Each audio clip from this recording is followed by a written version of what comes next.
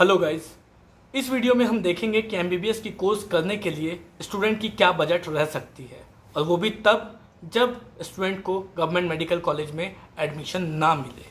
तब बढ़ती हुई महंगाई के साथ साथ बिगड़ती हुई अर्थव्यवस्था को देखते हुए सीट और स्टूडेंट का नीट एमबीबीएस की कंपटीशन की लेवल बहुत ज़्यादा हाई है। अभी फ़िलहाल 2020 की बात करें तो एमबीबीएस के लिए टोटल 80,000 सीटें हैं, जिसके लिए लगभग 16 लाख एस्पिरेंट्स नीट की परीक्षा में अपीयर होने वाले हैं। स्टूडेंट और सीट इस टू स्टूडेंट की रेशियो को अगर निकालें तो पता चलता है 1:20 का रेशियो है। इससे हमें ये पता लगता है, आप समझ सकते हैं कि कितनी ज़्यादा कंपटीशन है। हर एक सीट के लिए 20 स्टूडेंट्स का कंपटीशन है।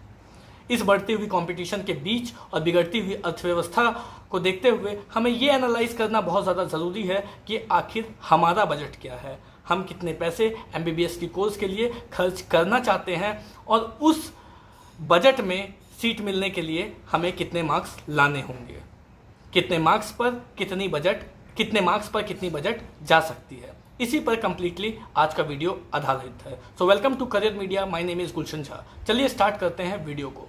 सबसे पहले बात करेंगे कि कितने तरीके के कॉलेजेस हैं इंडिया में। गवर्नमेंट के अलावा प्राइवेट और deemed medical colleges. Government medical colleges की फ़ीस सबसे सस्ती है, फिर प्राइवेट मेडिकल कॉलेजेस और डीम्ड मेडिकल कॉलेजेस आते हैं।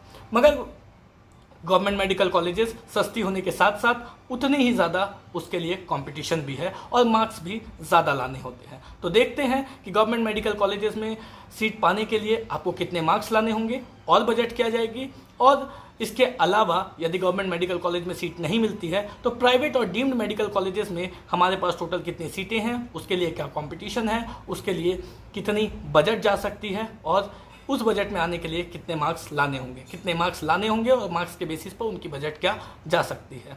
चलिए स्टार्ट करते हैं वीडियो को। सबसे पहले बात करेंगे गवर्नमेंट मेडिकल कॉलेजेस की।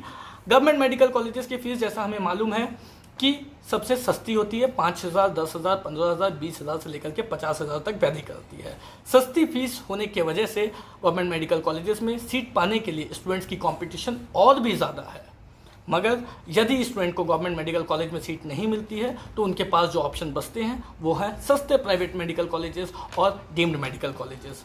80,000 सीट्स जो 2020 में फ़िलहाल अभी हमारे पास अवेलेबल हैं, इसमें 35,000 सीट्स प्राइवेट और डीम्ड मेडिकल कॉलेजेस में हैं।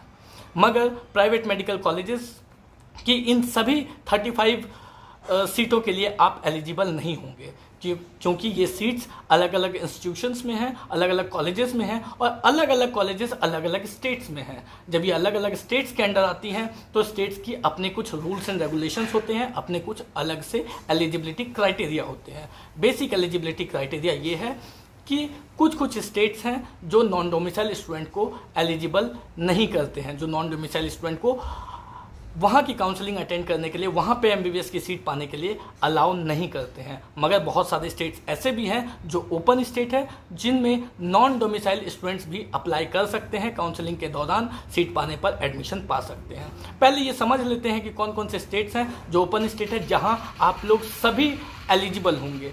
आप सभी स्टूडेंट्स होम स्टेट के साथ साथ जो दूसरे स्टेट्स की प्राइवेट मेडिकल कॉलेजेस के लिए एलिजिबल होंगे वो स्टेट्स हैं उत्तर प्रदेश, कर्नाटका, उत्तराखंड, बिहार, तेलंगाना, आंध्र प्रदेश, तमिलनाडु। ये कुछ स्टेट्स हैं जो ओपन स्टेट्स हैं, जहाँ पे आप अपने होम स्टेट, जो भी जहाँ के भी आप रेसिडेंस है, जहाँ का आपका डोमिसाइल है, वहाँ पे आप अप्लाई कर सकते हैं। उनके अलावा ये स्टेट्स हैं जिनके प्राइवेट मेडिकल कॉलेजेस के लिए भी आप अप्लाई कर सकते हैं। मगर कुछ स्टेट्स ऐसे भी हैं जो नॉन डोमिसाइल को अलाउ नहीं करते, जैसे महाराष्ट्र और गुजरात। तो ये कुछ स्टेट्स हैं, दो स्टेट है जो कि नॉन डोमिसाइल को अलाउ नहीं करते हैं। मैंने आपको बताया कि 35,000 सीटें हैं जो प्राइवेट और डीम्ड मेडिकल कॉलेजेस में हैं। ये तो बात हुई प्राइवेट मेडिकल कॉलेजेस की। डीम्ड मेडिकल कॉलेजेस की बात करें तो डीम्ड मेडिकल कॉलेजेस में टोटल 40 डीम्ड मेडिकल कॉलेजेस हैं, जिसमें लगभग 5,500 सीटें हैं। इन सभी 5,500 सीटों के लिए आप सभी स्टूडेंट्स एलिजिबल होंगे। अब अगर हम प्राइवेट मेडिकल कॉलेजेस की कितनी सीटों के लिए आप एलिजिबल होंगे, तो लगभग 10,000 से लेकर के 12,000 सीटें होंगी जिसके लिए आप एलिजिबल होंगी, प्लस डीम्ड की 5,500 सीटें होंगी जिसके लिए आप सभी एलिजिबल होंगे। टोटल अगर देखें तो 16 से 17,000 सीटें आती है जिसके लिए आप सभी स्टूडेंट्स एलिजिबल होंगे। अब जब आपको ये आइडिया लग गया कि 16 से 17,000 सीटें ही अवेलेबल हैं जिसके लिए आप एलिजिबल हो पाओगे, जिसके लिए आपको फाइट करनी है, तो उसके लिए उन सीटों के लिए कितने मार्क्स लाने होंगे और क्या बजट जाएगी, इसके बारे में भी हम देख लेते हैं, डिस्कशन कर लेते हैं। सबसे पहले बजट और सीट, बजट और स्कोर और बजट को हमने 4 कैटेगरीज में डिवाइड किया है। फर्स्ट कैटेगरी वैसे स्टूडेंट जिनके मार्क्स 550 से ज़्यादा आते हैं। तो वैसे स्टूडेंट जिनके मार्क्स 550 से ज़्यादा आते हैं वो उन स्टूडेंट्स को गवर्नमेंट सीट्स मिल जाएगी। वो ऑल इंडिया कोटा से भी मिल सकती है और वो उन्हें उनके स्टेट में, होम स्टेट में भी जो गवर्नमेंट कॉलेजेस हैं उनसे भी मिल सकती है।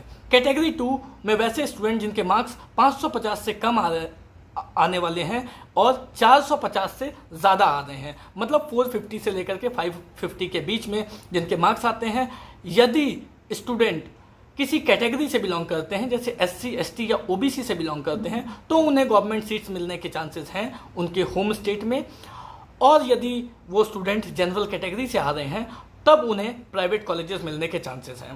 प्राइवेट कॉलेजेस मिलने के केस में उनकी जो बजट जाएगी वो 40 लाख से 60 लाख कंप्लीट पैकेज जा सकती है।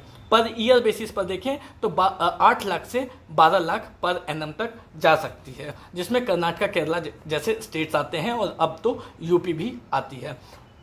थर्ड कैटेगरी है वैसे स्टूडेंट्स जिनके मार्क्स 450 मार्क्स से कम आते हैं और 300 मार्क्स से ज़्यादा आते हैं। वैसे स्टूडेंट जिनके 450 से कम आते हैं और 300 से ज़्यादा आते हैं, उन स्टूडेंट्स के लिए जो बजट जा सकती है वो 60 लाख तक जा सकती है, अप टू 60 लाख।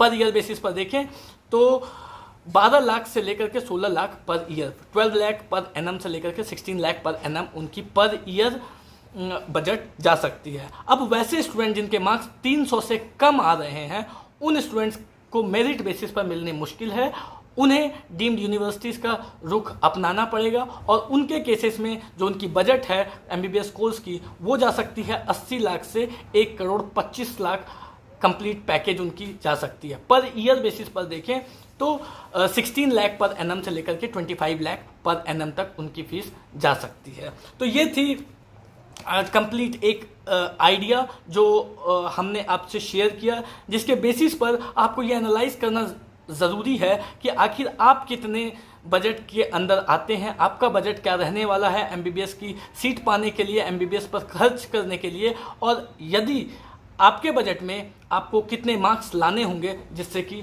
आपको आपके बजट में सीट मिल सके। इन सभी बातों को देखते हुए काउंसलिंग की बारीकियों को समझना बहुत ज़्यादा ज़रूरी है, क्योंकि जब आप काउंसलिंग की बारीकियों को समझते हैं तो आपको एक और आइडिया मिलता है कि काउंसलिंग के दौरान आपको कैसे पार्टिसिपेट करना है और कौन कौन से स्टेट्स के लिए आपको एलिजिबल रहना है, क्योंकि अलग अलग स्टेट्स की अलग अलग आपको फॉर्म फिलअप करनी होगी और जब आप फॉर्म फिलअप करेंगे तो अलग अलग स्टेट्स के लिए आपको रजिस्ट्रेशन अमाउंट भी पे करनी होगी। अलग अलग स्टेट्स की अलग अलग रजिस्ट्रेशन अमाउंट होती है, ये 2 लाख तक जा सकती है। बहुत सारे स्टेट्स हैं जिनमें 2-2 लाख की रजिस्ट्रेशन आपको करनी पड़ सकती है। तो इस बात को समझना बहुत ज़्यादा ज़रूरी है कि आपके कितने मार्क्स आ रहे हैं और उसमें कौन कौन से स्टेट्स के लिए आपको अप्लाई करना चाहिए, आपको 2 लाख रुपए का रजिस्ट्रेशन कराना चाहिए। तो इस वीडियो में फ़िलहाल इतना ही। अगर आपको काउंसलिंग से जुड़ी कोई भी दिक्कत है, कोई भी डाउट हो तो कमेंट बॉक्स में पोस्ट कीजिए या तो फिर दिए गए नंबर पे कॉल कर सकते हैं। इस वीडियो में फ़िलहाल इतना ही। नेक्स्ट वीडियो में कुछ और अपडेट्स के साथ मैं गुलशन झा हाजिर होऊंगा। तब तक के लिए have a nice day. Thank you so much.